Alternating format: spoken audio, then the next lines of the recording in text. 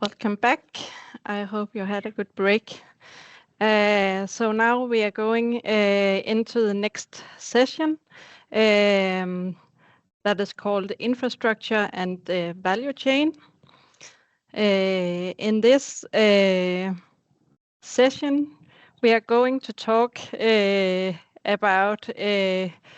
Now we talked about in the last session about how you make decisions and what is important to take into account when you decide the take-back system and how you build it up.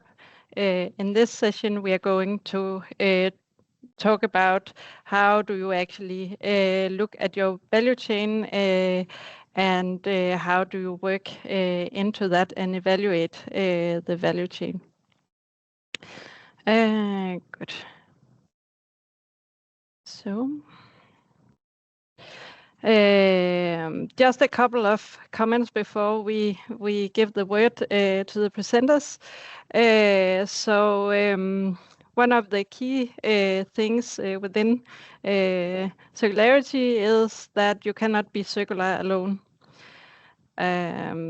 I also think Rikke touched upon it and also Frode, but you cannot, as a single company, both be a sorting part and a producing part and a selling part. So you need to collaborate within your value chain and get the full commitment through the value chain to make it sustainable. Then also it is important that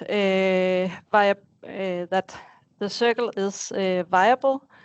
It means at least that it should be economically viable, so it should make sense from an economical point of view. It should also be environmentally good, and practically it should also work through the circle. And in the practicality, it can be technology, and it can also be on other practical things that needs to be viable. But that was a couple of words from me before we go into to the first presenter. The presentations will be about, the first one is about evaluation of a reuse take-back value chain. Then we'll also have focus on consumer incentives and the key learnings from that. And then also looking into take-back implementation learnings. And the first presenter today is in this session is Brian. He had made a pre-recorded video. He's a professor at Aalborg University. So I think, would you put the video on? And then Brian is ready for questions after the video. Hello, my name is Brian van Mertz, and I'm a professor at the Department for Materials and Production at Aalborg University. And I'm here today to present to you the work that we have been engaged in in collaboration with Novo Nordisk on comparing closed-loop systems for partly recycling and partly for reuse. So let me go into the details here. The project has been supported by two master projects, as you can see here from the slide. Let me just first outline the structure of the existing system that Novo Nordisk is operating. So we are dealing here with a consumer product, a detergent bottle. And there's many of these in the market today. So we are looking into the opportunities to bring these higher up into the value hierarchy than what is done today. So today, the best scenario is that the bottle is produced from recycled materials.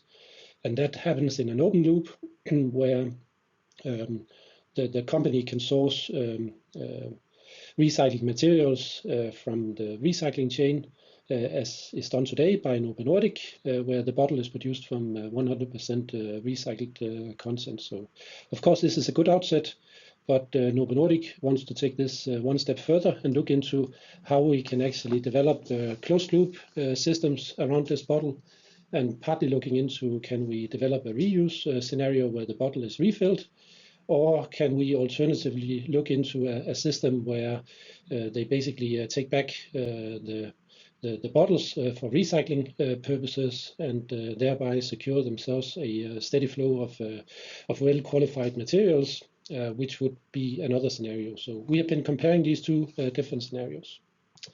Yes, one small element in this system is that there is actually already today a pre-existing return flow from the supermarket to the warehouse, where boxes and other things are brought from the supermarkets and back to the warehouse of the supermarkets. So this is one opportunity that we can explore further as an element in the ecosystem. So the conditions for closed loop operating system, it contains of many different elements, as you can see here, and I don't have the time to go through all of them, but just to say a few words about some of them. So partly there's a need for looking into redesign of the bottle to better withstand the reuse scenario. There's also a need for establishing capacity for bottle washing, which is not existing today in the market. So this is a completely new activity that will have to be supported by infrastructure. Return logistics is very limited today. As I said, there is some pre-existing return flow from the supermarkets to the warehouse, but apart from this, there's no pre-existing return logistics. So the best scenario that we know today is the deposit system that we have for drinking bottles, which is a very well-functioning system as it is today. And we are basically hoping to be able to replicate some of the elements from that system in this setup supported by Novo Nordisk. So what we have done for one of the activities is that we have been modeling and comparing two different scenarios for the closed loop. So partly the reuse and partly the recycling system. And the short of the long is that the recycling system is, as it is today, a no-go. It's simply too expensive and also too environmentally challenging to be established as a closed loop. Whereas if we look at the reuse system, then there's good reasons for establishing a closed loop, because it can both turn into a positive business case and certainly also have a good environmental impact. We've seen here in the sensitivity analysis that has been done that even with fairly moderate return rates, we still are able to establish a positive scenario if we ensure that we can reuse the bottles and repurpose them again for another life cycle. So this is basically what we are going for here. So in conclusion, above all else, we must aim to capture the functional value in the products. And here in the reuse scenario, we do exactly that. This is both for the sake of the financial, but also the environmental performance of the system. But having said that, there's a number of different dimensions that we basically need to establish in order for this to work. And one important element is, of course, the incentives that needs to be established across the value chain, starting with the consumer. So why should they bring back this bottle? Secondly, why should the supermarket accept the bottles, and what should they do with it? How should they handle it? How do they make space for it? How do they reward the customers for bringing back the bottles? We need to establish a logistical flow as well from the supermarkets and to some dedicated collection point where NOPA can come and pick them up for bottle washing, which is another new activity that has to be established with a dedicated partner for this, which also needs to check the quality of the bottle and to make sure that there's no contamination related to the bottle. So all this cleaning and testing and verification has to be done. And then finally, we need to be sure that it can actually be reintegrated into the flow again. handled partly, but also living up to the customer requirements in the market. So how many scratches can we accept on a bottle like this for it to be considered good enough for the purpose that we have? This was a very short walkthrough of some of the work that we have been doing in related to establishing closed loop. And I welcome any discussion on this topic, so please reach out. Thank you. Thank you, Brian, for for the video and the presentation of the work you have been doing together with Novo Nordisk. I would like to see if Jakob, is there any questions in the Q&A for Brian? Thank you, Line. Well, not so far, but please feel free to put in a question in the Q&A or raise your hand. I was actually wondering, Brian, you said that the recycling instead of the reuse is not the best case. Do you know which main parameters was it that made you conclude this? Well, it's simply the process that the recycles process entails. So it will have to go out to a recycler, being recycled and put back into the system. Of course, here you get a cleaner fraction than the one that you would get from the household waste, but it's not significant enough to justify the processes that handling and processing this dedicated material stream would entail. So it's mainly in the logistics that you will face problems here. So the reuse is certainly the preferred option, and that also goes into this issue of us actually needing to look into how we can bring products further up into the value hierarchy and ensuring that we use them in the best possible way as many times as possible.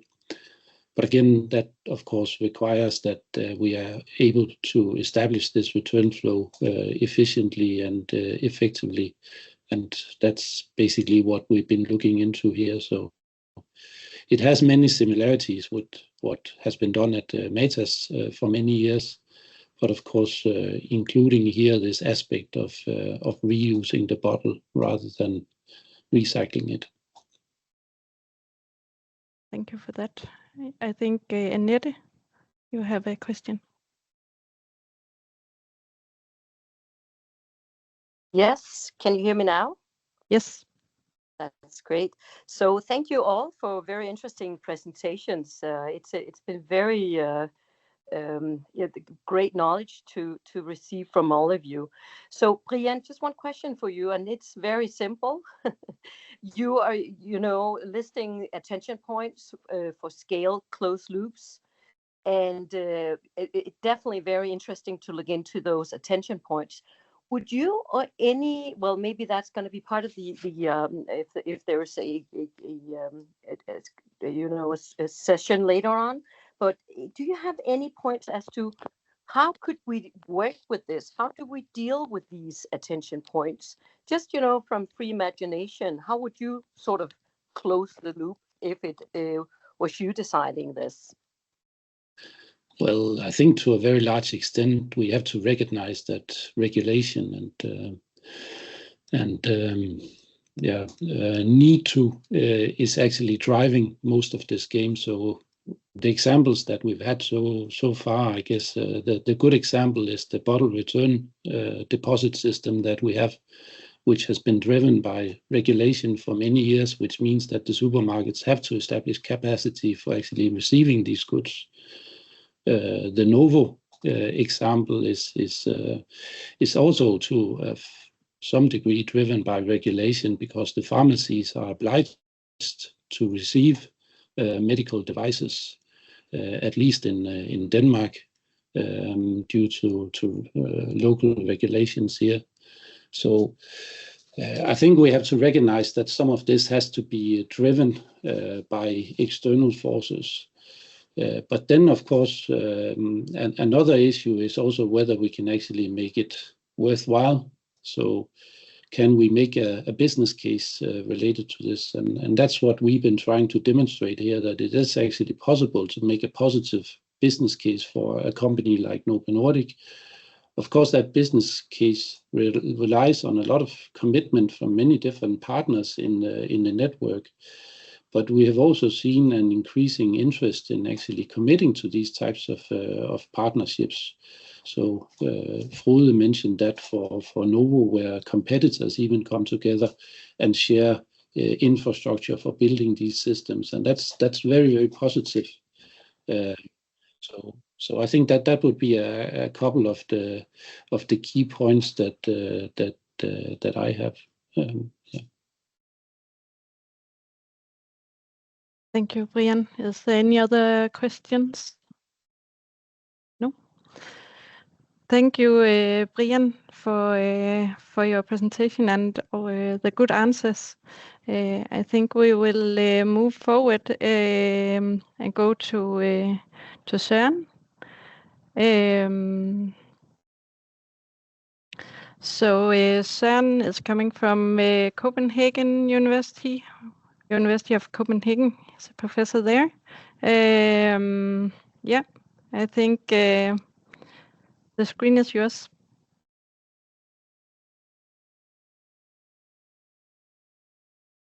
Thank you, Line. I trust you can hear me and see my shared screen.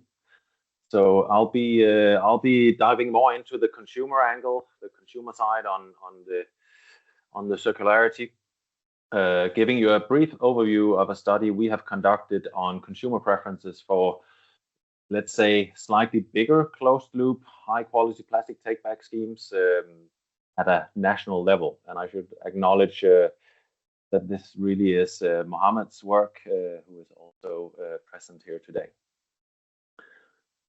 So I will, just to set the scene, of course, this is all given. You all know what we're talking about. The focus here is on the consumers, and the key point to realize, which I think is sometimes forgotten. I think we've heard at least today on a few occasions that there is a focus on the consumers, but the consumers are a crucial point of any circular system when we're talking about this type of good. If the consumers are not on board, if the consumers are not returning their plastics, then we can design whatever nice technical solutions, but we need the consumers. That's one of the key points here. Just a brief overview of the study we have conducted, so you get a sense of what it is, and then I'll talk more about some of the results we have.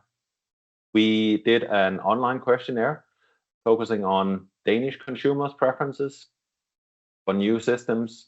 We used a so-called choice experiment. It's a methodology where we make people choose between different options. So basically what we did was we gave people several of these different choice situations. You're seeing an example of one of these here, where in the choice situation, we ask people to imagine that there's a vote where they can vote for a new system or, well, not the new system. So in these choice situations, people always have the option of choosing the current scheme, where they just, throw their waste into the usual,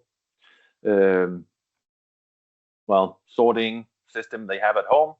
And then there's two alternatives, two different new introduced take-back schemes. And as you can see, they vary in how they are composed. They cover different types of plastic.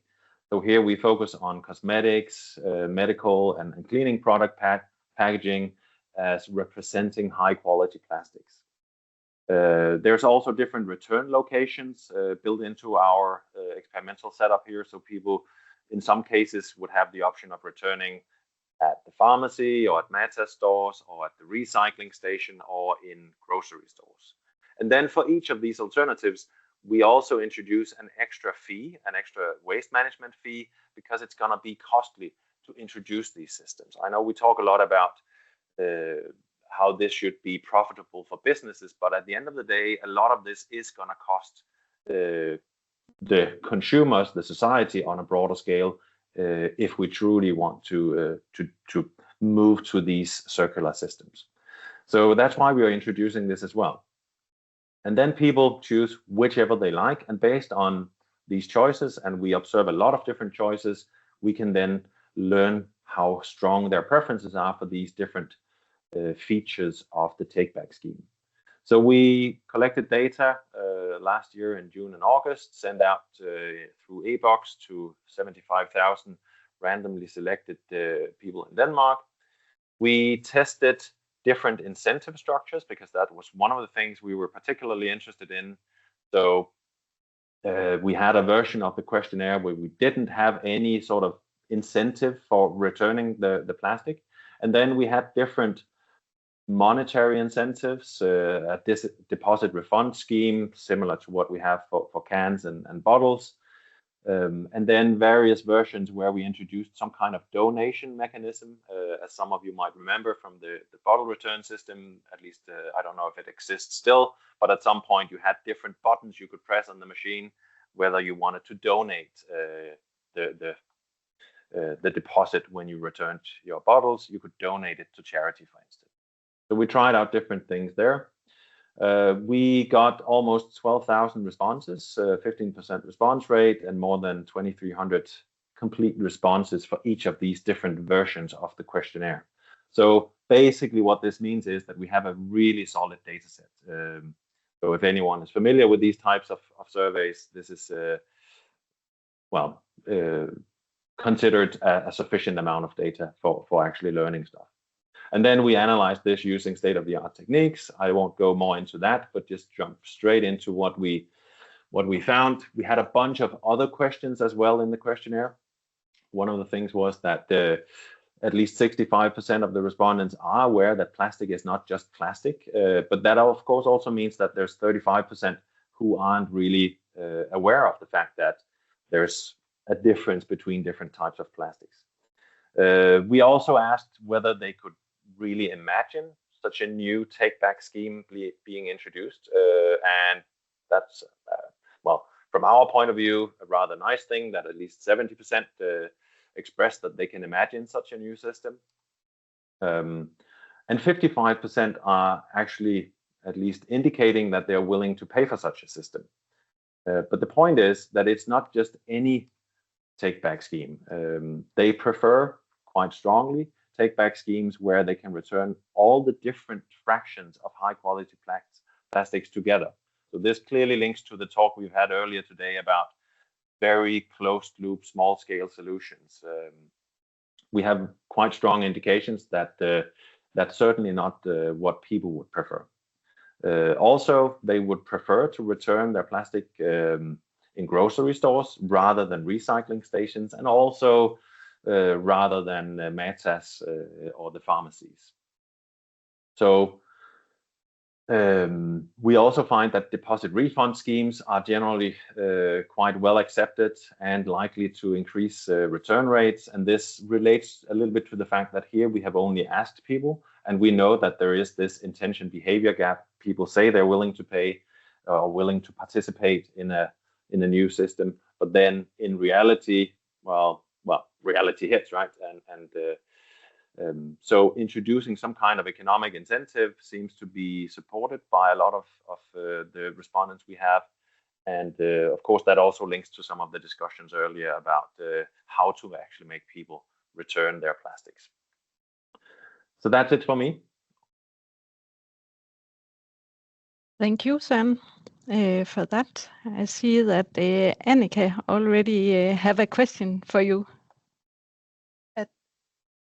Just to understand how would this cost? It was like 600 crowns and 1,000. How would the consumer pay this cost? It would essentially be an annual waste management fee at either collected at a municipal level, or it could be collected through household taxes broader. We haven't gone very detailed into specifying this. What's important for us is just to explain to people that there would be costs that they would essentially have to face, because this is about also measuring how strongly they prefer one system over another. And I should stress that we have lots of different price levels that people saw. Here is just one example with 600 and 1,000 kroner. Yeah, but it was Yeah. just to understand that it would be something that would be added to the existing costs Yes. that, for example, that you're currently paying for the for Exactly. Yeah. On top of what you're already Yeah. paying. Yeah.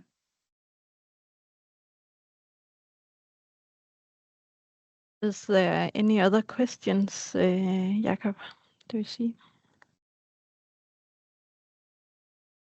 No questions in the Q&A. If you have a question, please raise your hand. Otherwise, I also have a question, Søren, because I think it was very interesting that there's so many people actually that doesn't know that plastic is not just plastic.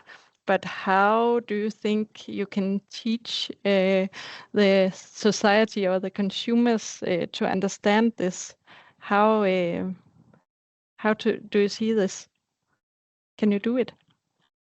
Well, I think the understanding that plastic is just not plastic is essentially a communication task.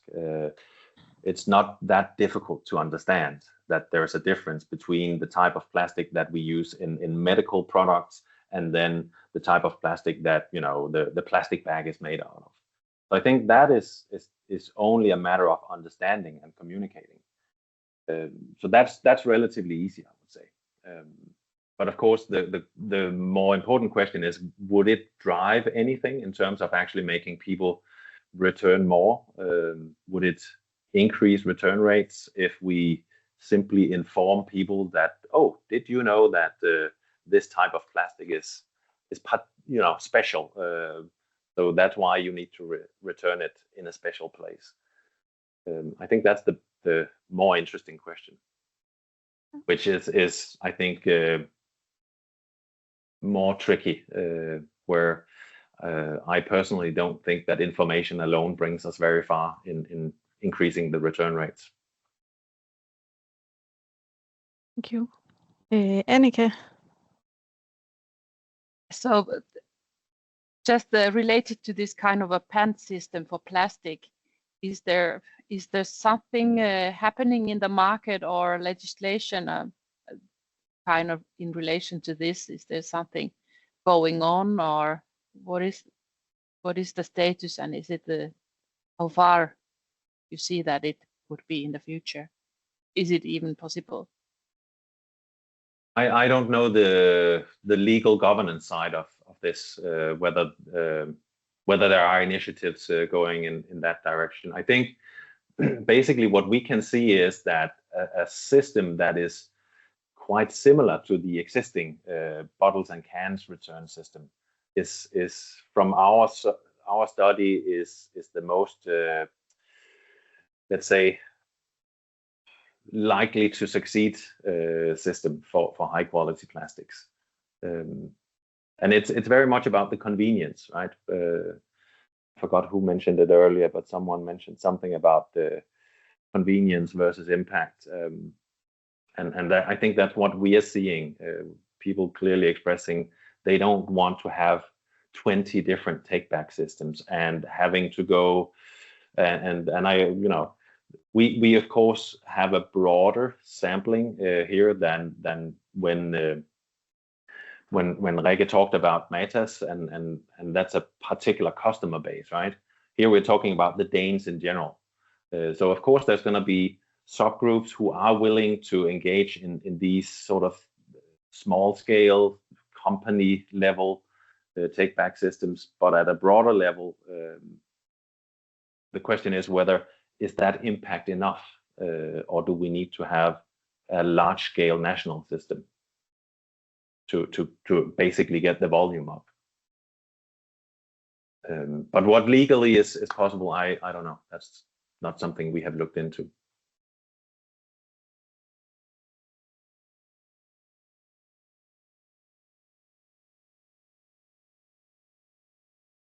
Thank you, Søren. We have Nilsson with a question. Thank you. I would like to find out how can one actually increase the awareness of the take-back schemes when it comes to our local grocery stores?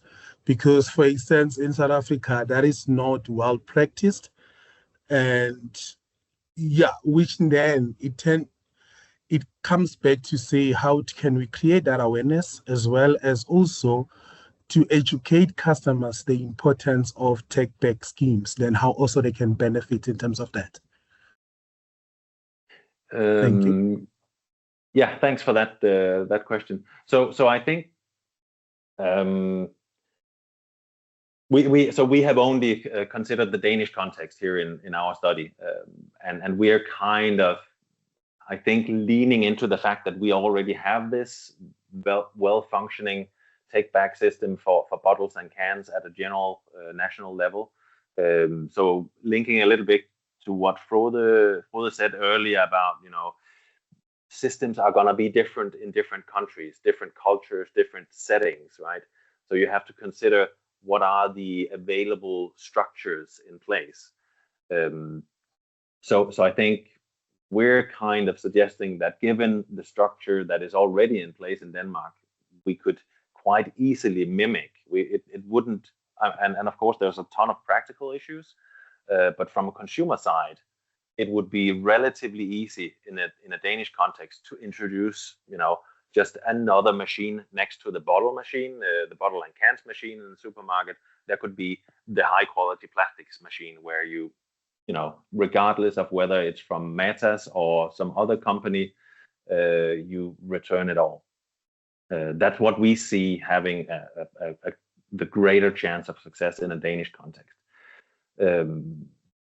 What would work in other countries, I think, would exactly have to consider carefully what are the local conditions. But of course, the whole educating people about the role of take-back systems in a circular economy and the importance of that's on a greater environmental education level, I think. And of course, when you introduce new schemes, I think it almost goes without saying that you have to think about how you promote it, how you communicate it. Because if people don't know it exists, then you might as well close it down. I hope that addresses your question. Thank you. Søren. Yes, I think it's well clear. Thank you so much. Annette, you also have your hand raised. Yes, I do. Thank you, Søren. Very interesting as well. Do you think from your presentation here and from what you learned in the project could come up with some conclusions that we could bring to not only from your studies, but from the broader studies from the project, that we could maybe bring to the Ministry of Environment or something like that? Because that's one of the things, we are in very close contact with them in Trace, not only me, but also the board, especially the chairman of the board.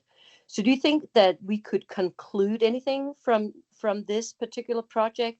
We could try to find maybe another project also looking into take-back system, not necessarily one a Trace project, it could be something else, but making some conclusions that means that maybe we could build onto the bottle return system or something like that. That could be really interesting, I find.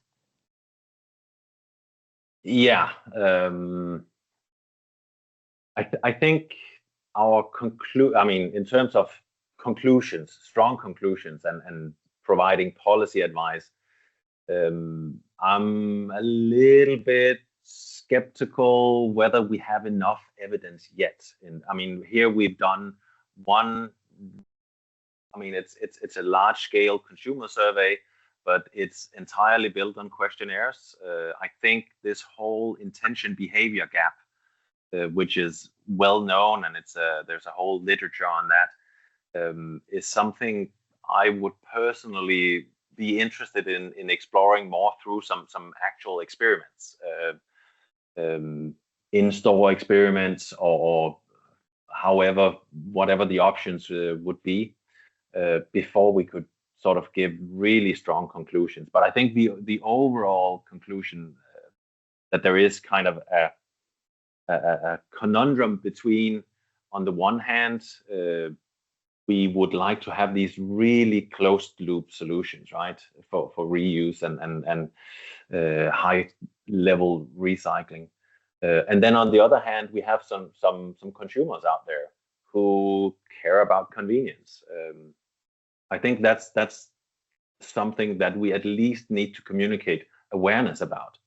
That if the politicians are pushing the industry, the companies to have each their own little take back scheme, I don't see any realism in that in terms of the consumers, getting them on board, because that's clearly not what is indicated in our survey.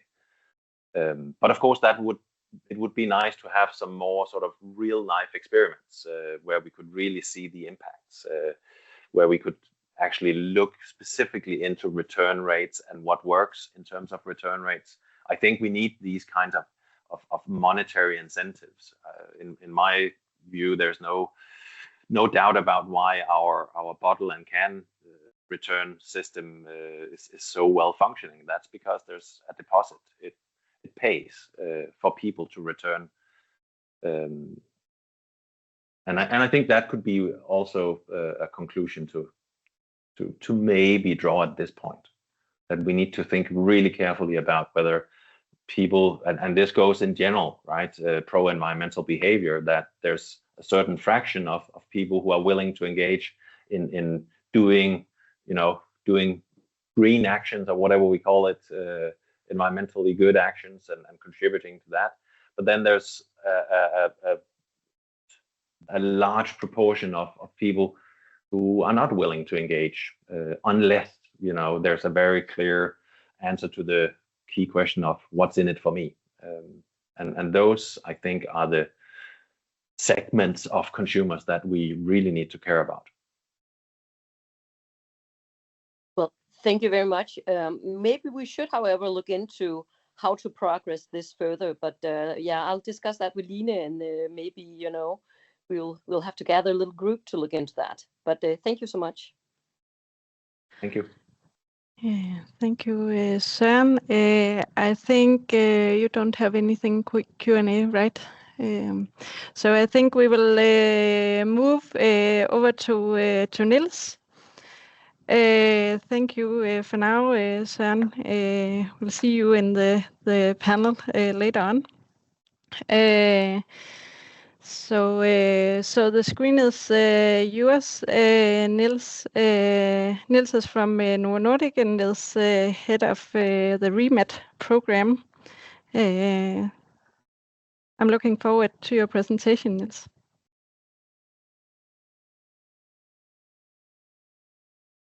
Thank you, Line. I hope you see my screen now here. Yes.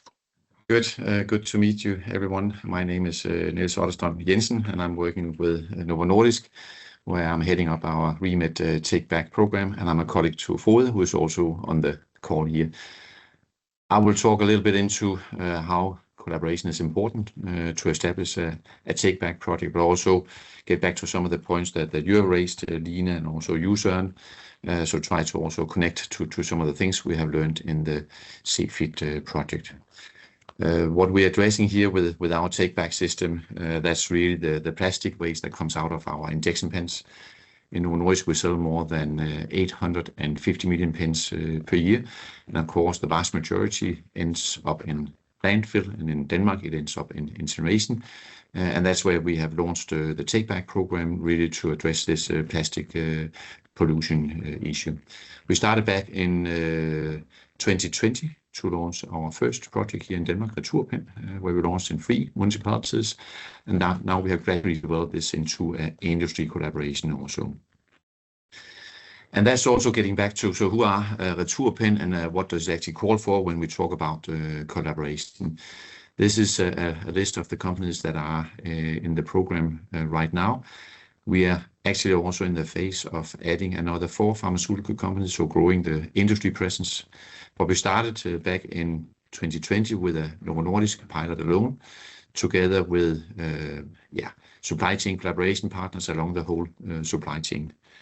And that's also what you said, Helene, really, that a full commitment is needed from your collaboration partners in your supply chain to make a program work like we have with Returpen. So we started with a dialogue meeting where we just shared our ambition to look into circular economy and also launching a take-back program. Then we had a few workshops where we together with us in the lead eventually designed the reverse logistics supply chain. And we also asked the different participants, so what can your role be in a take-back system? So we work via the pharmacies, like Frode also alluded to. We have the 2 diabetes associations, the patient organization on board. Also very important to be close to your customers, or in this case, your patients. We have the distributors that distribute finished products to the pharmacies on board. So we are tapping into the already existing supply chain. And then we also have Circ Solutions, also NG Nordic, they are called today. So we really did a lot of efforts in the beginning to kind of shape how is the role of the different players in the supply chain. Then when we onboarded our industry partners in May 23, we also did a lot of work to align on the ambition, whether these companies also share the same ambition as we do. So that was kind of a process, also making sure that the partners that collaborate with us, they share the same goals as we are having. So very important to kind of make all the preparatory work to make such a collaboration work. Of course, also from a legal perspective, when we collaborate with, for example, 2 of our direct competitors, Lilly and Sanofi, we need to make sure that the legal perspectives are covered very well in such a collaboration. What we try to demonstrate is also that sustainability is pre-competitive, meaning that in the market, our biggest competitor today is Lilly, you can say, but also Sanofi, but we should be able to collaborate on sustainability challenges. So what is it that we're doing? This is really a high-level illustration, but again, tapping into, Søren, you also said the customer, in this case, people living with diabetes or obesity, really tapping into understanding the patient journey, as we call it. So what are the patients doing today? How can we make it convenient for them? We had some focus groups in the beginning of the project where we listened to what people with diabetes were saying they were doing today. We also asked them whether we should incentivize them monetarily or give them something made of recycled plastic, donate something for research and so. But they actually said to us that we should inform them what to do, and they will be glad participating. And that's also good in the sense that today actually we are at a return rate at 38%, meaning that 38% of the products that we put on the market, they are returned. But this in comparison, back to your point also, Søren, what we call the intention behavioral gap, we made some surveys where more than 90% of patients said this is a good project, they would like to be part of it. So that's also going back to some of the things we tried to learn together with you at Copenhagen University. So what can actually motivate people to bring back their devices more than they do today. We also had internal discussions based on the survey from Copenhagen University, whether we should try to make a monetary incentive for patients. We would have to change the law. So we have also decided that we will stay with the process, not incentivizing patients for now. But this is also maybe come back to one of your comments, Annette, saying, so what can be done on a policy level? We have a steady growth in our return rates and are satisfied where we are. We also have higher ambitions. We believe that a change in this from a regulatory perspective will make a big impact on return rates. So like you also said, Brian, to a certain extent, patients, they can bring back their pharmacy waste to the pharmacies. So the pharmacy law says that they should receive pharmacy waste from patients in general. But also what we might need is that now with the 8 partners we are going to be in Returpen. That is 25% of the companies on the Danish market selling injection pens, but we cover 90% of the sold volumes on the market. So a tipping point saying also, so when should you regulate for companies being part of a take-back system if they want to be in the market? That would simply just drive the circular economy a lot. That taps into the regular compliance. For now, of course, we are being compliant in what we're doing. We're not having so detailed discussions with politicians, but that could be a place where we should engage. The third point here on the slide, innovative waste treatment technology, is very important to have a close collaboration with a recycling partner from the beginning, but also to learn along the road on that. It comes with some challenges, some bumps on the road. In Cefit, we've also been really benefiting from having more detailed information about what does it take to close the loop. So that's also some of the outcome we are having from this project. And again, collaborative efforts are really important across the whole supply chain. So some of the key learnings today, I have alluded a little bit to it, but just also summing up, I will just mention a few ones here. Again, for us in Novo Nordisk and in Returpen, it's very important to have a close collaboration with the pharmacies. We collaborate very closely with the Danish Pharmacy Association. They are an integrated part of our collaboration. Also, so they take kind of co-ownership in what we are doing. So they are also visible towards the pharmacies and helping us a lot also in creating awareness around the program, communicating to the pharmacies in what we're doing. The patients and partners also about co-creating the campaign. There was also a question early on, how can we create awareness around this? In Returpen, we communicate a lot. We just launched another nudging campaign towards both pharmacies, but also towards patients. In the beginning, we had a close dialogue with the patient organizations, so we shaped the communication in a respectful way towards people living with diabetes. So that's also very important that you find out who are your customers, how do you communicate, engage them in a good way. And then finally, the back-end technology development, the recycling part, again, allow time for innovation. Sometimes these things come with innovation. If you take 5 years back, we were not able to recycle a pen. Nowadays, with the good support from you also, Frode, we are able to demonstrate that we can recycle more than 70% of the materials in a pen, and we'll certainly also grow this number. So with that, I will stop the presentation here, and if there are any questions, just come forward. Thank you, Niels, for this presentation. Jakob, do you have any Q&A questions? So far, no written questions, but please feel free to raise your hand or write something.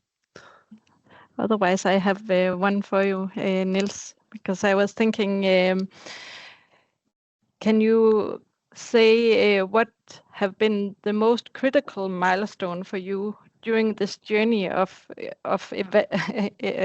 making the take-back program from scratch to where it is today? There's a lot of components to this, of course. So it is the whole value chain you need to engage. I would say a tipping point was that we were able to mobilize and engage our peers and competitors. Because the history also shows if this is a let's say individual company initiative, it would kind of die out due to lack of traction, due to lack of funding, and also we actually had one of our good collaboration partners, GlaxoSmithKline, GSK from UK. They were the first mover within the pharmaceutical industry. They launched a take-back system back in 2011 and discontinued in 2021 after 10 years actually. At a return rate of 5% of inhalers on the UK market. And that was a little bit a hard hit, if I might put it this way. Some of the key reflections was that it was lack of partnerships, where they have to close it down, you can say. It was also lack of integration with the health system. And that's also back to your point, Annette, eventually. So how can we make sure that what we do is also part of a larger ecosystem, not only privately or industry-driven? So I think these are also some of the things we're working on. So creating partnership across the industry is important, and also to engage with the health system, as we call it, so the key collaboration partners in the system. Thank you, Niels. Annika? Yes, so from this is maybe more a comment than a question, but from Trace perspective, now that the CFIT project is ending, I can see and there's a lot of the big players from the Danish market, and so it would probably be good to think of what kind of message we can and how to kind of use the results from the project to for the political, and this is back to what Annette was also saying, that can we make some kind of message or some recommendations from the project and somehow take it to the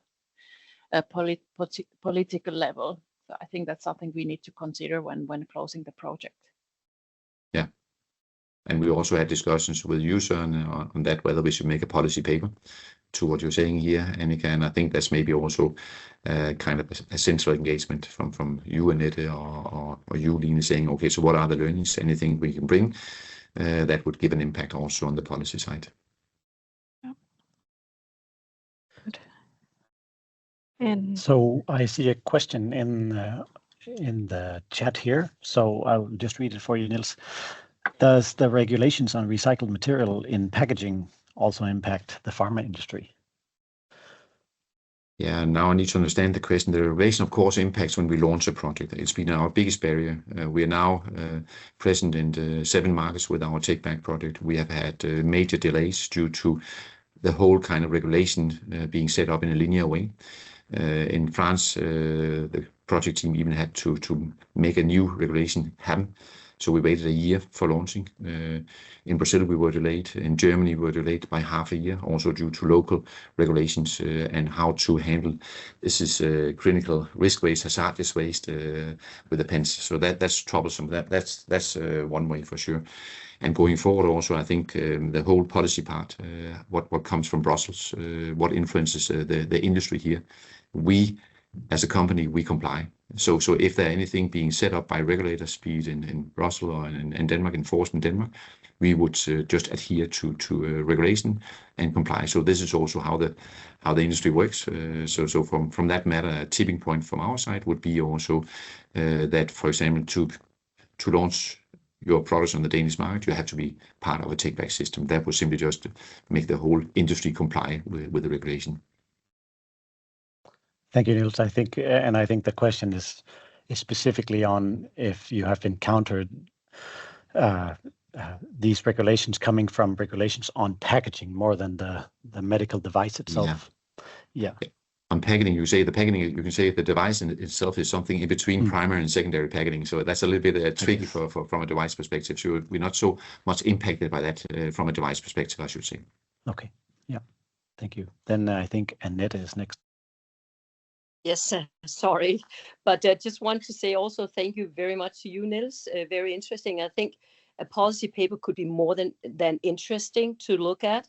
Maybe before doing so, I have a few contacts I think I'll reach out to just to get a little further information. Maybe after that we could ask Line to coordinate a little bit of a meeting between relevant partners in the project and have a discussion on it. So I'll reach out to Line and see if we can progress this a little bit further. That could be. I think we should definitely look into that. Okay. Yes. And Rian? I think it's an excellent result to get to about 70% return rate. That is great, really good result. But it also starts to beg the question of what is the next for the material? How can it best be applied into the market again? And of course, it's very difficult for Novo to use it again under current regulation and regimes. But I know that you have been working with your recyclers also to be quite specific about the use of these materials. So I don't know if you can comment on this, because I think that's a very important aspect as well. Yeah.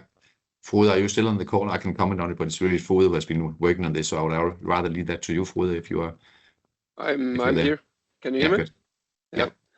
Yeah, we have been working very specifically on that, and we have also been working on principles. And I think I mentioned it in the previous session, that we are very focused on being able to document direct or indirect reduction of demand for virgin plastic. Because our whole LCA and our whole case of CO2 reduction and what we're doing from a sustainability perspective is relying on being able to prove that we are reducing demand for virgin plastic when we are recycling and pushing material back into the market. What we then have realized is that we are now pushing very high quality material, recycled material, back into the market. And it's much of it is also technical plastic. It's not normal, PE, PP or whatever that goes back into the market. So the market for this is not established. So we need to establish this from scratch. So we need to attract customers. We need to prove that we have a stable supply. We need to also prove the quality of the materials, have documentation for the specification of the materials. So this takes time. And that's something that you also need to consider when you establish something like this. You maybe think that the market is just, craving for this material, but they are not, because they have to also, do a lot of work to accommodate and actually implement this material in their processes. And that's why they want to see specifications, stable supply, etc., etc. So it takes a lot of time and effort to establish this market. But, if you don't start, you will never establish it. So yeah, somebody has to pave the way, and that's what we are doing now. So yeah. And I can just add to what you're saying here, Frode, also. I think very detailed. This has been worked on in Returpin. Now we can also say on a European level, actually together with Sanofi, a French-German-based company, they have made a position paper towards the European Medicine Agency, where we're trying to argue for closed-loop recycling also. So more of our peers share our ambition also to create closed-loop recycling. From a regulatory perspective, there's actually nothing hindering us, but we need to be able to demonstrate that the functionality of the pen is always the same for patient safety reasons. And so there's still some miles to be walked, but we share the ambition with some of our peers also in the industry. So let's see in 3-5 years, then I hope and believe parts of the pen can potentially be made from closed-loop recycled plastic. But it's step by step we need to take this approach. And another thing is that the recycling partner that we have established, they have also taken it a little bit further, actually acquired a company that also are molding and injection molding and using then plastic into products that they have in their own portfolio. So but we need to climb the ladder. We need to go from designer furniture and building materials into higher quality products, and then we are also looking at partially doing closed loop recycling on specific products where we see the opportunity. For example, cap on the FlexTouch Flex pen, where we see an opportunity. So, and if you open that door, you can open more doors. You just have to prove, like Niels said, that this is safe and it works. Thank you for that, Frode, and also Niels. I think we should move on to the panel discussion. So Niels, if you stay here, then we'll just have Rikke and Nikolaj and Søren to join. Rikke was in the panel before, and Nikolaj is also joining. He is from Novo Nordisk. So let's see. Perfect. So I think we have already touched upon some of the really important things, both about the consumer and how we should collaborate within the value chain, and also that there might also be gaps in the value chain. So I think my first question would be how do you assess if a value chain is ready for circular initiatives? I think I'll start with you, Nikolaj. Okay, so my company is working within retail. So that means that we are working with personal care products. We're working with detergent products and so forth, which is in a very, you can say, competitive marketplace. So I would say from my point of view, assessing the commercially viability of a system is really important. That means the cost of the system, is it actually viable? And what is viable? Well, we know what it costs today, so that is kind of our benchmark, because we know we need to be as competitive as or more competitive in this marketplace. So I would say designing a system which can actually be viable from a monetary point of view is really paramount in order to allow for adaptation with our customers in the end, and also I think for the consumers who has to be willing to pay. So I think that's really important. Niels, you have a comment? Yeah, I might chip in also here. We started back in 2020 just with the explorative project, simply where we needed to learn how does this work, and assessing, okay, where does it work, to what extent. Hence, we launched in different countries, in different geographies, different cultures, and back to you, Søren, also reaching out to people, understanding what is the maturity of launching a project like this, and there are different perspectives to this. What we have learned is also that Scandinavia is really, with our peers' words, a hotspot for sustainability. So we are in an ecosystem where it's eventually easier to make circular economy system works as compared to if you are in other geographies. So that's one of the learnings we've had. Just yesterday, we were actually in a session with our Brazilian colleagues, again, understanding what motivates patients to be part of this. They are not environmentally concerned. They are very socially concerned. So we need to build a narrative around how do they protect themselves and their neighbors and their family around what they're doing.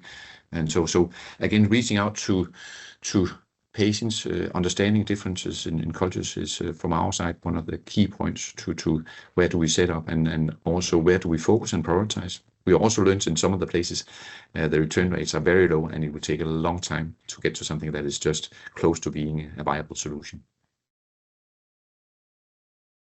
I think also Søren? Yeah, I just wanted to chip in because I think, I mean, what does ready mean? I think actually that what's important is to consider the entire value chain, right? To do what we have done in a project like this, like in CEFIT, where we have tried to sort of cover, I think, more or less the entire value chain and get sort of knowledge for each component, because the chain is never more ready than its weakest link, right? So I think that's one of the key issues, is to remember to address the entire chain and not only certain parts of it. And I think that's sometimes a danger that we forget to address the entire chain. So I think that's one element in addressing when is something ready. And then I think just a comment to what Nikolaj mentioned about the economic viability of a system. I think it's also maybe important to show when it's not viable, right? Because there can be good systems which are not economically viable yet, right? And then the question is, how do we then just scrap those systems, or should there? And what I'm getting to here is, one thing is economic viability from a company point of view, another thing is socio-economic viability from a societal point of view. So there could be situations, lots of situations, where we have solutions that are not economically viable from a company point of view, but where as a society we should actually consider supporting in whatever ways we can support. And some of that could, of course, be economically subsidizing if not, forever, then for a startup period, right? Like we do with a lot of technical innovations. So I think that's another point to also show when something is not yet economically viable, and also how bad is it, right? Yeah.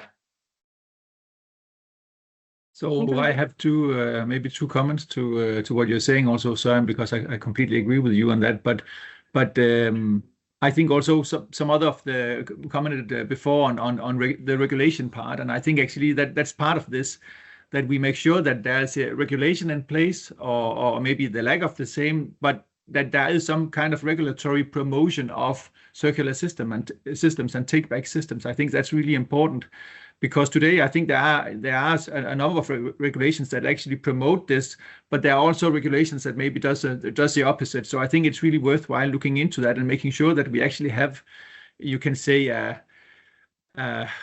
an environment where circular economy can actually thrive and be a viable solution. And then another comment also to setting up these systems. I think trial and error, trying things out, improving the setup you started by making, and then understanding what works and what doesn't work is really an important part of this. And of course, that's also part of our project here that we are trying to explore. And I think we need to continue exploring and you can say moving closer to a pilot system maybe, or demonstration system where we can actually show and try out things. Okay, what will work and what will not work, and then optimize things and actually also be open to collaborate with our competitors sometimes in the landscape such as ours, where we are very competitive. That part of achieving success is scale, and to achieve that we need to combine our efforts to make solutions that will be viable in the end. Niels? And just to add to what you're saying also, Nicola, exactly, also using the pilot or the project to demonstrate what can be done. That's exactly what we have done with Returpen. We are actually using Returpen. Returpen is not solving neither the Danish plastic problem nor the global, for sure. But we are actually using it as a proof case in our global discussions. So now we are engaging with 7 other pharma companies about a European approach. And that's where the small example is super strong, and the learnings we have, what to do and not to do. So one should not underestimate starting in Denmark and then using the experience here to say, okay, based on that, then we propose to scale into some of the larger markets. Of course, Germany, UK, France is very big markets, complex markets, and expensive markets. So getting the first learnings in Denmark has been a good opportunity for us, simply also to make sure that we start at a lower cost base. We're not able to demonstrate a positive business case, but we are actually able to demonstrate a considerable lower cost as compared to where we started.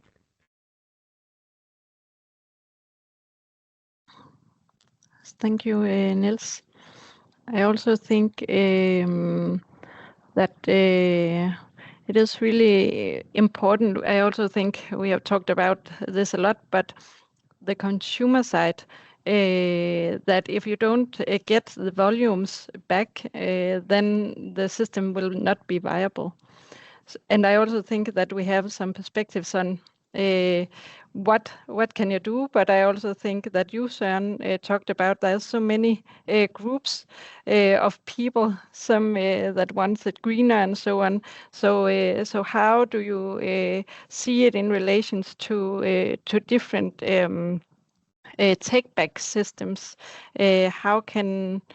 Do we have some learnings about how we can use the different things we have learned to build up the take-back systems?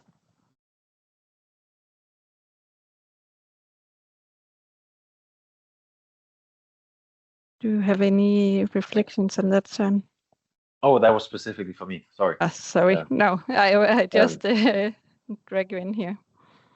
Yeah, no, I think it's one of the things we haven't had really time to dig into in our survey, is exactly to look into these different segments, these different types of consumers, which of course matters hugely, right?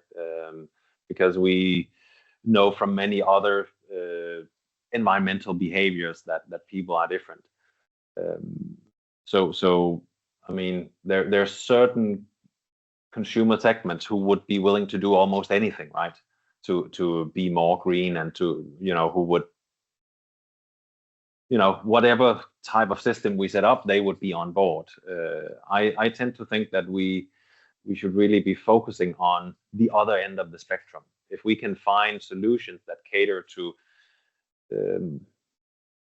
those people who, the climate deniers, or whatever we call, those who couldn't care less and who are not willing to really, go an extra mile for the environment, then we would have something that caters to everyone.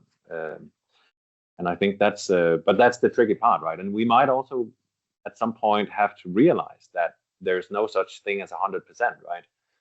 Maybe we should set our sort of expectations at some kind of realistic level and say, well, any take-back scheme would not be able to reach more than 70, 80, or whatever the magic number is, right? But of course, I think the point is, if we can learn more about these specific groups, then we can also start thinking more in terms of how to target efforts, right? Because some groups might be, approachable with information and nudging, and that might be enough, right? Also considering the legal framework we're in, if we are not allowed to introduce a deposit refund scheme, if we're not allowed to introduce sort of strong economic incentives, then we might have to again consider what is the target level, what's our sort of cutoff for success. Is it 50% or 40%, or and there we might be able to push some people with let's say softer instruments like nudging, information, and that kind of stuff.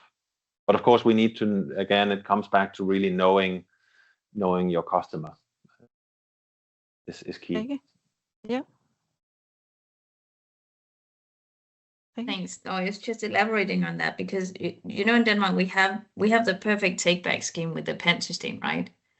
And that will, I think, persuade any climate denier ever, because that actually has been a way to monetize the waste streams, right? And I know we were talking about this for some of the meetings, going like, maybe all plastic packaging could go into that, because if for instance, if we were to put in similar like a PET system in the Matas store, then we would definitely lack the scale part, right? But at the same time, if we were to monetize our packaging to have it go through the regular PET system, then we would have the commercial conflicts, because then the supermarkets would monetize on our packaging, because the monies would then be spent in the supermarket stores. So there are all these complexities, but ideally we would have one system that so I'm just saying, I'm not surprised either by your insight, Søren. I think you really highlighted the fact that people like the current system and they want to use it, at least for the kind of packaging that they consider to be some sort of waste. Because I know for Niels, for you, it's different, right? Because it's a medical equipment. It's not the same thinking of waste as it is like it becomes naturally more valuable when it's an equipment. So maybe people are more likely to, of course, bring it back, right? Yeah, it was just some considerations into that. Ideally, everything would have to go through the system we already have, we know is working, but then there are all the other complexities that we need to get in order, right? Perfect. I think we don't have too much time left, but I think the last two comments will come from Brian, you first, and then Annika afterwards. Yes, one important thing is that now we collect these fees for the extended producer responsibility, and I think it's very critical for us to actually engage into the debate about what these fees are used for. As I see it, the way that things are going at the moment, these fees will be used to basically support a fairly basic recycling system. And in this forum, we're talking about at least higher value utilization of the materials, and then we need to build infrastructure to actually support this. So Novo has done that, and it's excellent, and Matas has done this, and also excellent, but we need to be able to scale this, and that requires fairly large investments. And I think there is a good opportunity there for also having some policy influence. Thank you for that, Brian. Annika? So my question is to Matas, and it is kind of because I guess we still have to wait a couple of years until this big legal framework with the recycling all plastic and PAN system will come. So could you see some kind of like a local solution for yourself where there would be some kind of benefit for the Matas customers, that you could get the kind of products back for yourself while we're waiting for the big solution? Well, yeah, definitely, because we've worked with the Club Matas loyalty points for quite some time, and are also rewarding our customers with these points for other behavior we want them to do. So this is definitely something. It's also internal discussions ongoing about this.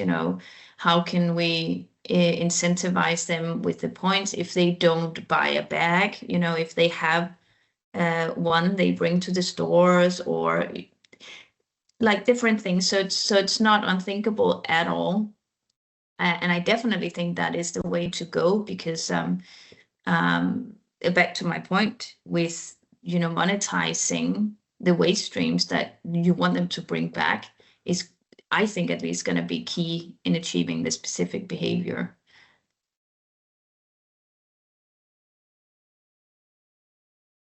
Thank you for that, Rikke.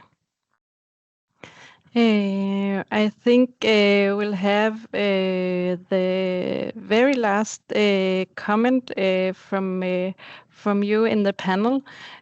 So if you could give one practical recommendation to someone starting a circular value chain initiative tomorrow, what would it be?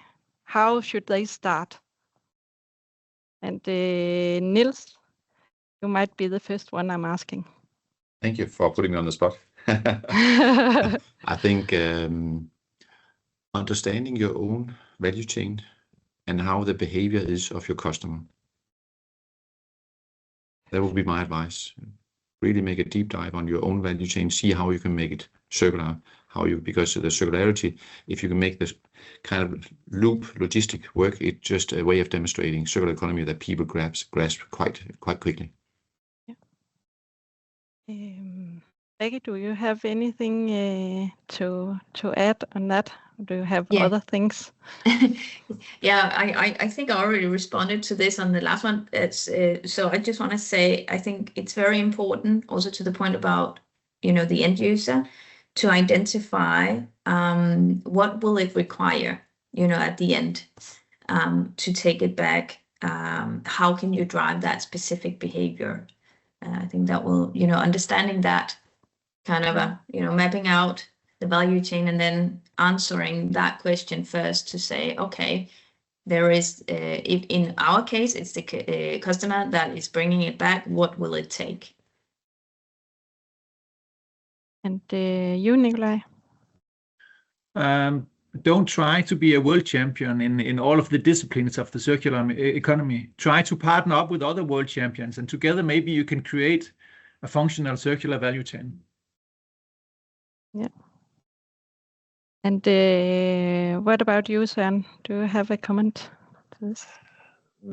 maybe adding on, I think, be prepared to fail, right? And try again. I think that's one of the things we've talked a lot about in this project, right? That, well, then in Novo, you started out and tried it out, and then you learn stuff and you know, rearrange, and so, you know, don't expect things to work in the first go, maybe, and then do it, you know, do experiments, try out different things. I'm specifically thinking on the consumer side, and relating also to your comment, Rikke, on how to make people actually bring stuff back. Perfect.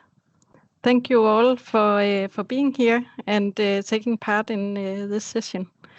We're closing the sessions for now, and this will also be the end of the CFIT webinar. I hope all of you have enjoyed being here, and I think we have really had some good insights during this session, and also the first day. So I think it has, from my side, it has been really good. I would also like to just end up with a small take-home message from the CFIT project, because I think achieving high-quality plastic circularity is complex, but with a systemic and holistic approach, these approaches give a necessary foundation to build and to move forward towards sustainable circularity for plastics. Because I think maybe you can also make circularity, but I also think that the systemic and the holistic approach really give the view of how do we make it sustainable as well. So, and I think really the CFIT project has put a spot on this. So I hope you will take that with you home.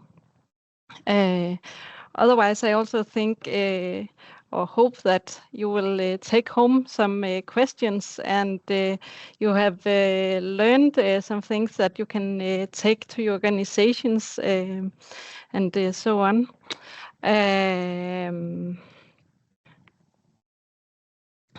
But I just want to thank you all, the presenters, the contributors, Trace for the funding to the CFIT project, and to all of you sitting out and listening. And I think it has been very nice with all the questions and comments as well.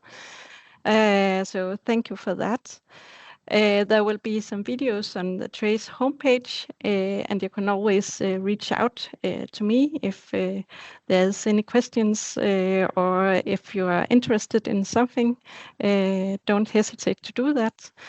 The last thing I would say is just that in at least our center here at DTI, we have a lot of different partnerships, but it is just for you to understand that these partnerships, I think it also comes with the CFIT project. We talk a lot about partnerships is really important. You cannot be circular alone. So partner up. This is just a few that we have in our center, and there's a lot more out there. So I think that is something that is important in circularity. So with that, I just want to say thank you for today. Yes, and hopefully see you around. Bye.